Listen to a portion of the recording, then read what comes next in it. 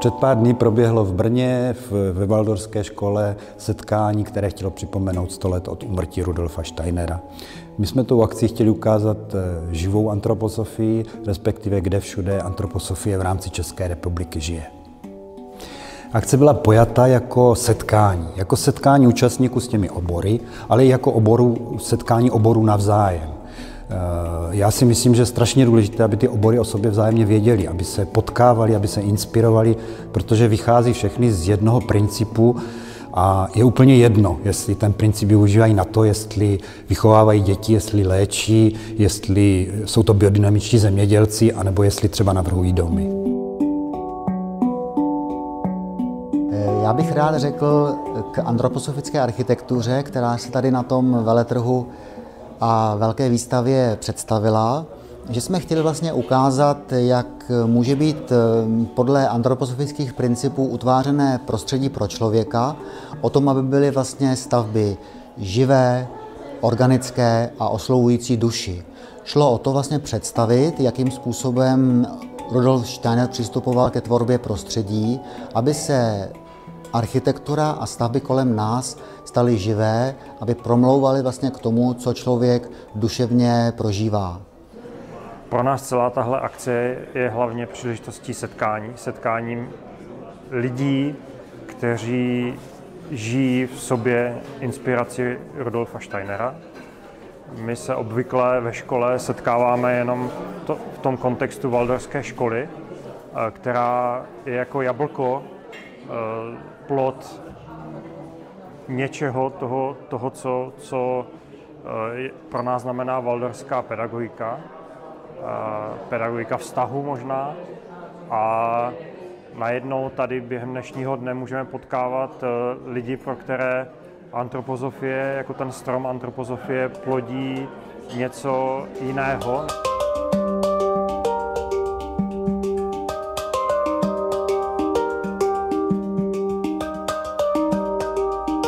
Dělám rytmické masáže, takže spolupracujeme v rámci této terapie s antroposofickými lékaři a spolupracujeme i s waldorfskými učiteli.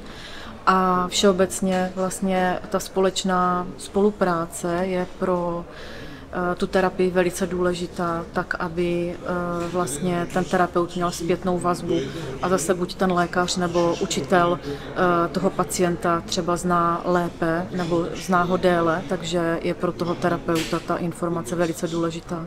Vždycky vnímáme jeho osobnost jako celek, to znamená do nemoci zahrnujeme i jeho duševní a duchovní stav a s tím pracujeme a na tento stav celé bytosti člověka hledáme lék a spolupracujeme i s terapeuty.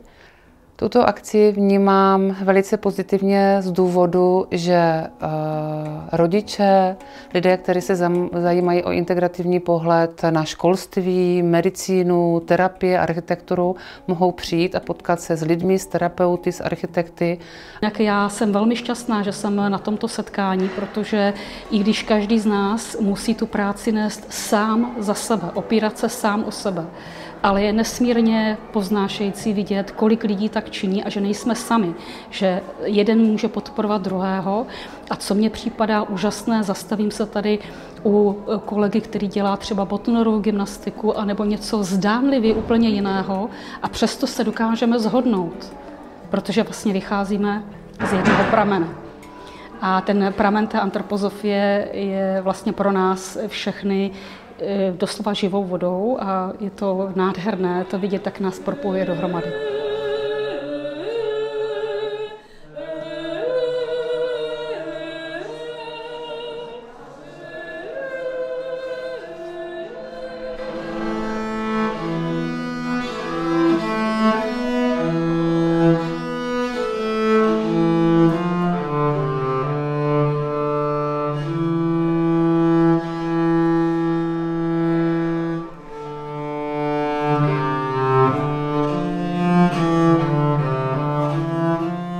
Přijela jsem si sem pro zážitek z arteterapie a léčebné s Adou Rosin. A bylo to teda moc milé setkání.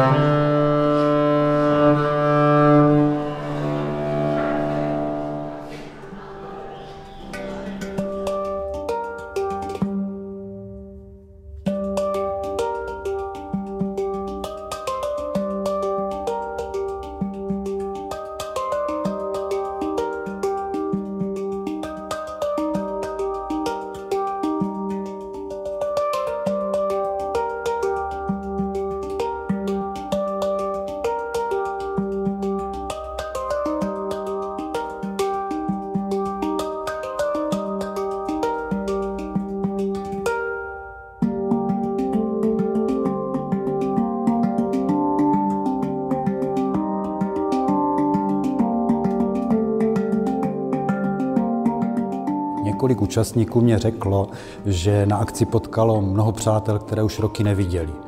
Mimochodem odhadujeme, že tam bylo 250 lidí. A tak určitě velký dík patří i všem těm neznámým pomocníkům, kteří nám tam plnili žaludky, kteří připravili třídy, nanosili židle, kteří organizovali to, aby ty stánky byly tam, kde mají být, kteří chodili s gongem a podobně. My jsme přijeli ze Zlína a máte to tady nádherné, všechny třídy nás inspirují, jak bychom to mohli udělat u nás na Jasanu. Já jsem přijela z Mladé Boleslavi a přijela jsem cíleně, protože jsem rytmický masér a je to tady úžasně propojený a spojený. A myslím, že takovéto setkání je hrozně důležité. Ta akce mě vlastně naplňuje, je to krásná akce, je tady spousta setkání a potkal jsem se tady se spoustou lidí, se kterou jsem se už 20 let neviděl, takže je to velice hezké. Jsem za to vděčný pořadatelům.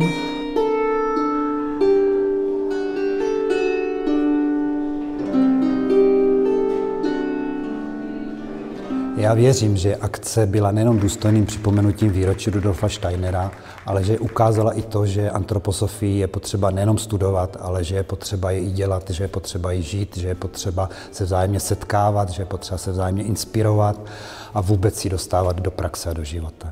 My jsme v rámci této konference připravili i mapu, která je na webových stránkách www.mapa.cz, kde najdete kontakty na všechny, co se v České republice zabývají antroposofií, kteří v praxi nějakým způsobem uplatňují. Chceme tu mapu dále udržovat, tak aby byla pořád živá a aktuální. A ještě chci poděkovat přípravnému týmu, Blance, Daniele Alence a lidem, kteří pomáhali z prostory, což byla Ivona, Radim a učitelé. Děkuji.